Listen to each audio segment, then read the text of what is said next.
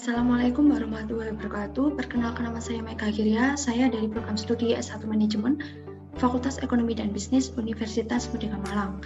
Di sini saya akan mempresentasikan materi dari mata kuliah Manajemen Keuangan Internasional dengan topik mengukur kelayakan multinasional capital budgeting. Tapi sebelum itu saya akan memberikan sebuah pantun. Jalan-jalan ke Portugal, pulang-pulang hati kesal. Jika tak ingin gagal, yuk belajar manajemen keuangan internasional. Pada kesempatan kali ini saya akan membahas materi yang pertama, pengertian multinasional capital budgeting, yang kedua, faktor-faktor yang mempengaruhi multinasional capital budgeting, yang ketiga, proses pemulangan laba dari anak perusahaan ke perusahaan induk, yang keempat, penganggaran modal MNC memberikan informasi kelayakan investasi di suatu negara, yang kelima, tahap-tahap penganggaran modal multinasional, yang keenam, penganggaran modal dari sudut pandang perusahaan anak dan perusahaan induk, yang ketujuh, metode keputusan penganggaran modal dan contoh soal. Next, pengertian capital budgeting. Multinational capital budgeting adalah serangkaian proses perusahaan multinasional dalam mengevaluasi proyek dengan menggunakan penganggaran modal yang membandingkan manfaat dari suatu proyek dengan semua biayanya. Tujuan multinational capital budgeting ini yaitu capital budgeting ditujukan untuk memisahkan proyek internasional yang pantas diimplementasikan dan proyek yang tidak patut untuk dilaksanakan. Yang kedua, membahas faktor-faktor yang mempengaruhi multinasional capital budgeting. Yang pertama, fluktuasi valuta asing. Falas selalu berfluktuasi sepanjang waktu, baik menguat maupun melemah. Sulitnya peramalan kurs secara benar dan akurat menyebabkan MNC harus membuat beberapa skenario untuk mengantisipasi perubahan falas. Ada dua skenario yang dapat dipergunakan, yaitu yang pertama, skenario pesimis, dan yang kedua, skenario optimis. Yang kedua adalah inflasi. Inflasi merupakan suatu keadaan menaikkan harga barang secara terus-menerus. Kenaikan inflasi bisa mengakibatkan membesarnya biaya variabel per unit. Peramalan inflasi yang tidak akurat akan menyebabkan ketidakakuratan peramalan aliran kas suatu proyek. Next, ketiga yaitu struktur penganggaran. Nilai proyek ditentukan oleh struktur penganggaran perusahaan karena dengan sumber pembiayaan yang berbeda, maka biaya modal akan berbeda pula. Dan hasil akhirnya, NPV juga berubah. Sebuah perusahaan dapat memilih bentuk pembiayaan dengan modal sendiri atau meminjam dari bank atau lembaga keuangan. Bentuk alternatif pembiayaan seperti ini dapat ditentukan dengan analisis penganggaran modal. Yang keempat, blocked fund. Dalam beberapa kasus, negara tuan rumah mungkin melakukan pelarangan atas dana yang akan dikirim oleh perusahaan anak ke perusahaan induk. Misalnya, beberapa negara mungkin mengharuskan pendapatan yang diterima perusahaan anak diinvestasikan kembali di negara tuan rumah selama jangka waktu kurang lebih 3 tahun sebelum pendapatan tersebut diizinkan untuk dikirimkan ke negara asal. Next, faktor yang kelima yaitu nasionalisasi. Yang dimaksud nasionalisasi ini yaitu satu bentuk risiko dalam multinasional capital budgeting adalah pengambilan alihan perusahaan oleh pemerintah. Oleh karena itu, perusahaan harus memperkirakan NPV sebelum diambil alih. Dan faktor yang keenam yaitu biaya sosial. Yang dimaksud biaya sosial ini, suatu proyek perlu memasukkan biaya sosial dalam perhitungan pengeluaran operasional normal. Biaya sosial ini dapat berupa penyediaan tempat tinggal, pendidikan, dan perawatan kesehatan bagi pekerja. Biaya-biaya ini dapat diperhitungkan secara langsung dalam estimasi aliran kas periodik. Next, faktor yang ketujuh adalah nilai sisa atau surface value. Besaran nilai sisa proyek MNC memberikan pengaruh yang signifikan terhadap NPV proyek. Apabila surface value tidak tentu, maka MNC tidak akan mengetahui dengan pasti nilai surface value yang akan dipakai dalam menghitung NPV perusahaan dan harus mengestimasikan ulang NPV didasarkan pada perubahan surface value tersebut. Satu hal yang harus diperhatikan adalah nilai surface value minimal harus NPV 0. Apabila surface value menyebabkan NPV kurang dari 0, maka proyek tersebut tidak layak. Dan jika surface value NPV sama dengan 0, dinamakan break-even surface value dan menyusun kembali persamaan penganggaran modal. Dan yang terakhir, faktor insentif pemerintah negara asal. Yang dimaksud insentif pemerintah negara asal ini yaitu proyek baru MNC di luar negeri memberikan dampak yang menguntungkan bagi kondisi perekonomian negara asal. Karena itu, investasi berupa pendirian perusahaan anak di luar negeri sangat didukung oleh pemerintah negara asal. Berbagai insentif ditawarkan oleh pemerintah negara asal, antara lain berupa pinjaman dengan bunga bunga rendah, dan pengurangan tingkat pajak.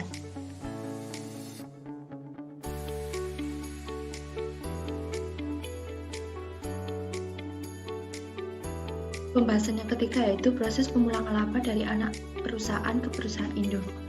Yang pertama, dari perusahaan anak, kemudian arus kas yang dihasilkan anak perusahaan.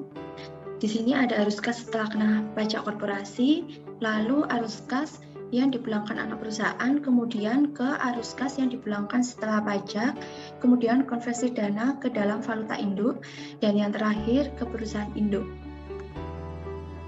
Next, penganggaran modal perusahaan MNC. Analisis penganggaran modal adalah alat analisis yang digunakan MNC untuk mengevaluasi penanaman modal asing. Analisis penganggaran modal ini dipergunakan untuk mempertimbangkan apakah suatu rencana penanaman modal layak atau tidak untuk dilaksanakan. Nah, penganggaran modal multinasional. Yang pertama, biaya proyek yang telah ditentukan. Yang kedua, manajemen harus memperkirakan aliran kas yang diharapkan dari proyek, termasuk nilai akhir aktiva. Yang ketiga, risiko dari aliran kas proyek harus diestimasi. Biasanya memakai distribusi probabilitas aliran kas. Yang keempat, dengan mengetahui risiko dari proyek, manajemen harus menentukan biaya modal atau cost of capital yang tepat untuk mendiskon aliran kas proyek. Yang kelima, dengan menggunakan nilai waktu uang, aliran kas masuk yang diharapkan digunakan untuk memperkirakan nilai aktiva. Dan yang terakhir, nilai sekarang dari aliran kas yang diharapkan dibandingkan dengan biayanya. Next, penganggaran modal dari sudut pandang perusahaan anak dan perusahaan induk. Yang pertama, perbedaan pajak. Apabila tingkat pajak yang dikenakan pemerintah tempat beradanya perusahaan anak sangat rendah, sedangkan pajak yang dikenakan oleh pemerintah negara asal sangat tinggi, maka proyek lebih layak dianalisis dari sudut pandang perusahaan lain. Yang kedua, pembatasan pemulangan pendapatan. Kadangkala pemerintah atau host country membatasi jumlah pemulangan atau repatriasi pendapatan proyek oleh perusahaan anak ke perusahaan induk pada tingkat persentase tertentu. Karena perusahaan induk tidak dapat menerima keseluruhan dana yang diperoleh dari proyek, maka proyek tersebut menjadi tidak menguntungkan bagi perusahaan. Next, yang ketiga, biaya administrasi yang terlalu mahal. Terkadang perusahaan induk mengenakan biaya administrasi yang tinggi kepada perusahaan anak apabila manajemen yang diterapkan adalah sentralisasi. Bagi perusahaan anak, biaya administrasi tersebut merupakan pendapatan. Dalam kasus ini, pendapatan dari proyek akan terlihat kecil dari sudut pandang perusahaan anak dan tinggi dari sudut pandang perusahaan induk. Yang terakhir, yang keempat, perubahan kurs falas. Ketika pendapatan MNC dikirim ke perusahaan induk, maka pendapatan tersebut akan dikonversikan ke mata uang negara asal. Oleh karena itu, jumlah dana akan diterima perusahaan induk akan dipengaruhi oleh perubahan kurs. Next, pada pembahasan kali ini membahas tentang metode keputusan penganggaran modal. Yang pertama, NPV atau Net Present Value. Nah, di dalam NPV ini, kelayakan investasi dengan metode NPV dinilai dari keuntungan bersih yang diperoleh di akhir pengerjaan suatu proyek atau investasi. Keuntungan bersih tersebut dihitung dari selisih nilai sekarang investasi dengan aliran kas bersih yang diharapkan dari proyek atau investasi di masa yang akan datang atau periode tertentu. Penilaian kelayakan investasi dengan pendekatan NPV ini merupakan metode kuantitatif yang mampu menunjukkan layak tidaknya suatu proyek atau investasi. Perhitungan NPV dirumuskan. Nah, ini merupakan rumus dari NPV. Keterangannya, NPV ini adalah Net Present Value. CT-nya ini arus kas per tahun pada periode T. CO-nya ini nilai investasi awal pada tahun ke-0 dalam bentuk rupiah. R-nya ini suku bunga atau diskon rate dalam bentuk persen. Nah, dalam pengambilan keputusan investasi dalam metode ini menggunakan asumsi sebagai berikut. Jika NPV lebih dari 0, maka investasi atau proyek dinilai layak karena berpotensi mengalami keuntungan. Yang kedua, jika NPV kurang dari 0, maka investasi atau proyek dinilai tidak layak karena berpotensi mengalami kerugian. Dan yang Ketiga, jika NPV sama dengan 0, maka investasi atau proyek dinilai layak atau tidak layak karena tidak menghasilkan keuntungan maupun kerugian. Next. Contoh soal NPV. Sebuah perusahaan harapan maju akan membeli sebuah mesin untuk kebutuhan produksi. Harga tersebut adalah 140 juta dengan aturan suku bunga pinjaman sebesar 12% per tahun. Arus kas pada perusahaan sekitar 40 juta per tahun yang akan berjalan selama 5 tahun. Berapakah nilai NPV-nya? Penyelesaiannya diketahui dulu. CT-nya 40 juta, CO-nya 140 juta, R-nya tadi 12% atau 0,12. Dijawab menggunakan rumus yang ini. Menggunakan rumus yang ini boleh, yang ini juga boleh.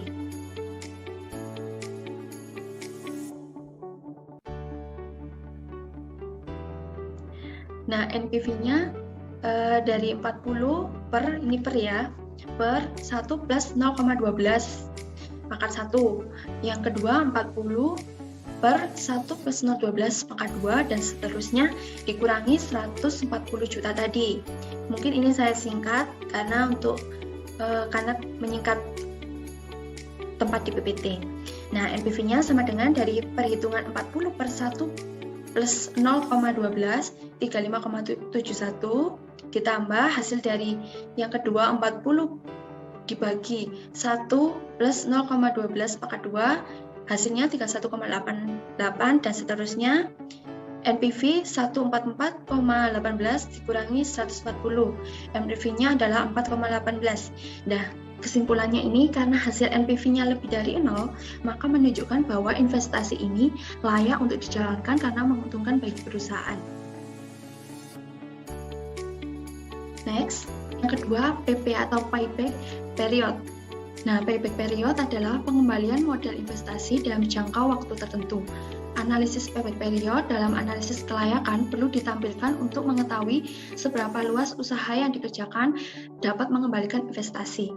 Oleh sebab itu, satuan ukuran yang dihasilkan bukan dalam bentuk persentase ataupun rupiah, melainkan waktu. Jika nilai PP lebih cepat atau singkat dari yang diisyaratkan, artinya investasi memiliki kelayakan. Sebaliknya, apabila nilai PP lebih lambat atau lama, berarti mengindikasikan tidak layaknya suatu investasi. Adapun rumus untuk menghitung nilai PP sebagai berikut. Nah, ini merupakan nilai rumus payback period. Initial investment dibagi cash flow dikali 1 tahun. Next. Nah, contoh soal. PT Angkasa Makmur melakukan sebuah investasi dengan besaran 100 juta. Adapun jumlah proses per tahun adalah 25 juta. Sedangkan PT Jaya Abadi melakukan sebuah investasi dengan besaran 200 juta. Adapun jumlah proses per tahunnya adalah 25 juta. Maka payback period dari kedua perusahaan tersebut pengembalian besaran modal adalah dijawab untuk payback period Angkasa Makmur dengan rumus besaran total investasi awal dibagi besaran jumlah arus kas dikali 1 tahun. Payback periodnya 100 juta dibagi 25 juta dikali 1 tahun adalah 4 tahun. Untuk PP Jaya Abadi, besaran total investasi awal dibagi besaran jumlah arus kas dikali 1 tahun. Untuk payback periodnya yaitu 200 juta dibagi 25 juta dikali 1 tahun sama dengan 8 tahun. Kesimpulannya, periode pengembalian modal yang diperoleh PT Angkasa Makmur usai menginvestasikan sejumlah dana ialah 4 tahun. Sedangkan PT Jaya Abadi usai menginvestasikan sejumlah dana ialah 8 tahun. Dengan demikian, jika menggunakan metode payback period dalam capital budgeting, yang berhak mendapatkan pendanaan atau yang layak adalah PT Angkasa Makmur. Karena durasi pengembaliannya lebih pendek, yaitu 4 tahun daripada PT Jaya Abadi yang pengembaliannya 8 tahun. Next, yang ketiga, Internal Rate of Return atau IRR. Metode IRR, capital budgeting adalah metode yang mempertimbangkan waktu. Selain perhitungan nilai future value, uang, berbagai ahli menyebut bahwa metode IRR jauh lebih efektif dan akurat dibandingkan NPV. Nah, ini merupakan rumus IRR. Rumus IRR sama dengan I1 plus NPV1 dibagi NPV1 dikurangi NPV2 dikali I1 dikurangi I2. Untuk keterangannya, IRR adalah Internal Rate of Return, yang I1-nya adalah I1-nya ini suku bunga yang menghasilkan NPV positif, sedangkan I2-nya suku bunga yang menghasilkan NPV negatif. Dan untuk NPV satunya ini NPV positif, sedangkan NPV 2-nya ini NPV negatif. Next, soal IRR. Proyek A dihitung dapat menghasilkan profit sebesar 35% dari pendanaan 10 tahun, sedangkan proyek B menghasilkan profit 25% dari pendanaan 5 tahun. Baik proyek A maupun proyek B mendapat pendanaan sebesar 100 juta. Maka nilai IRR masing-masingnya adalah, kita hitung dulu IRR proyek A. 100 juta ditambah 35% dikali 100 juta dibagi 10 tahun. Sama dengan 135 juta dibagi 10 tahun, sama dengan 13.500.000. Untuk IRR proyek B, 100 juta ditambah 25% dikali 100 juta dibagi 5 tahun, sama dengan 125 juta dibagi 5 tahun, sama dengan 25 juta. Nah, dari perhitungan proyek A maupun proyek B, terdapat kesimpulan presentase profit proyek A memang lebih tinggi dari proyek B. Tapi dari segi IRR, proyek B lebih besar, sehingga proyek B lebih pantas mendapatkan pendanaan berikutnya dari perusahaan, atau proyek B ini dikatakan layak. Next, nah yang keempat adalah Profitability Index atau PI.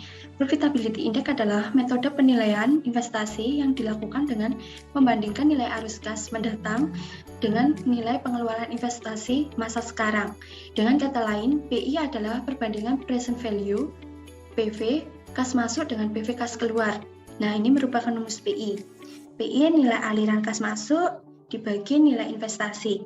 Nah, keputusan yang ada di dalam Profitability Index ini terdapat kriteria, yaitu jika PI lebih dari 1, maka investasi tersebut dapat dilaksanakan atau layak atau feasible. Dan jika PI kurang dari 1, maka investasi tersebut tidak dapat dilaksanakan atau tidak layak atau not feasible. Nah, semakin besar PI, maka investasi semakin layak. Next, contoh soal Profitability Index atau PI. Perusahaan adiluhur memiliki nilai aliran kas masuk sebesar 16.454.000 dan nilai investasi sebesar 15 juta. Bagaimana pengembalian keputusan investasi tersebut berdasarkan kondisi di atas? Nah, dijawab rumus PI tadi, nilai aliran kas masuk dibagi nilai investasi.